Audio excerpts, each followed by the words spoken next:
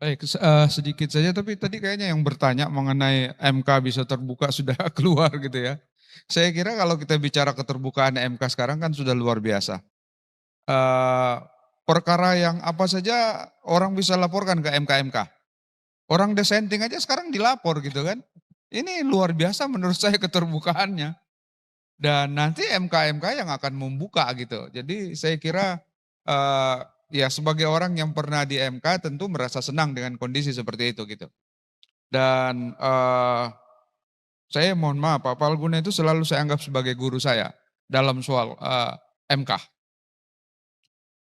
Ketika, perkara yang, atau persoalan yang saya hadapi, saya ketemu dengan Pak Usman, ini bukan curhat.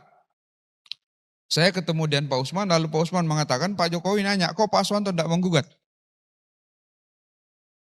Dan dari nada pembicaraannya itu saya disuruh menggugat.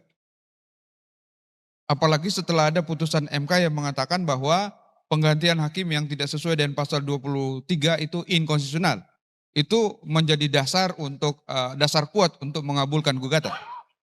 Tapi saya bilang Pak Usman, kan kita ini negarawan. Negarawan tidak boleh bikin gaduh.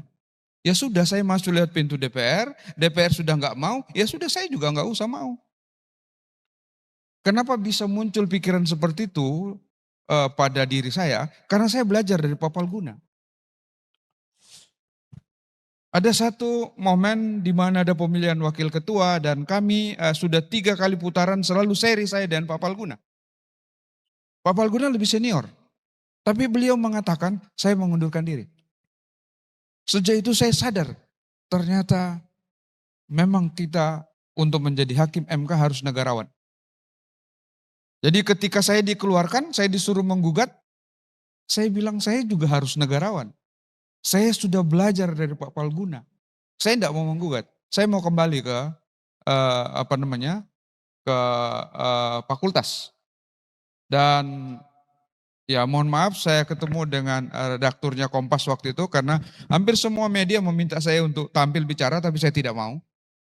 Kenapa saya tidak mau? Saya takut salah salah apa namanya slip of the tongue sehingga bisa mengganggu MK. Saya nggak mau tampil. Tapi kemudian kawan saya redaktur waktu itu, redaktur Kompas diajak ngopi karena sudah mau pulang Makassar. Ternyata itu apa namanya wawancara gitu. Ya, wawancara. Itu satu-satunya yang saya ngomong gitu. Tapi saya juga ngomong sangat normatif bahwa di MK nggak ada persoalan apa-apa bagi ya, kami. Dan kalau persoalan saya diganti, ya memang kan saya basicnya saya adalah dosen. Ya selesai di situ saya kembali jadi dosen. Dan saya tetap bersyukur kepada Yang Maha Kuasa, saya sudah diberi kesempatan 9 tahun untuk belajar dengan tekun mengenai konstitusi dan itu bisa saya amalkan di kampus. Jadi orang bilang saya, oh Pak Aswanto dendam kecewa dibegituin, enggak ada. Enggak ada di kamus saya yang begitu. Enggak ada di kamus saya. Dan terima kasih Pak Palguna karena Pak Palguna sudah mengajari saya soal begitu. Beliau agak panjang, sudah 3 putaran, tetap sama angkanya. Pak Palguna mengatakan saya mundur. Padahal mestinya saya yang mundur karena saya junior. Tapi beliau yang lebih duluan mengatakan saya mundur. Sejak itu Pak Pal, saya berjanji dalam diri saya harus menjadi negarawan. Saya harus ikut dengan apa namanya senior saya Pak Palguna, negarawan tidak boleh bikin gaduh. Dan waktu itu saya ditawari menjadi komisaris, bahkan ada yang sudah menyebut nama BUMN-nya dan dia mengatakan gaji Anda lebih besar dari gaji hakim MK. Saya bilang ini bukan soal gaji, saya sudah mau kembali ke kampus. Bahkan terakhir Pak Pal, saya diurus untuk menjadi PJ Gubernur di Sulsel. Bahkan sudah kepala dinas, beberapa kepala dinas dari Sulsel itu hampir tiap malam sudah di rumah karena dia sudah pastikan saya jadi PJ. Tapi iya karena garis tangan gitu kan. Karena di samping saya diminta jadi komisaris, Pak ya orang yang paling menentukan sebenarnya, paling menentukan mengatakan kalau tidak mau komisaris jadi dubes. Saya bilang enggak, saya mau kembali ke kampus. Nah kalau mau kembali ke kampus, ini ada kerjaan yang kembali ke Makassar. Apa itu? PJ Gubernur Sulsel. Tapi alhamdulillah Tuhan menyayangi saya, PJ-nya sudah dalam proses kejaksaan. PJ yang saya tidak jadi, dia yang jadi, sekarang sementara di proses kejaksaan. Nah, saya bilang sama teman-teman, inilah kasih sayang Tuhan kepada kita karena kita legowo menjadi negarawan, menjadi muridnya Pak Palguna. Saya kira demikian, terima kasih, mohon maaf kalau ada hal yang kurang ya.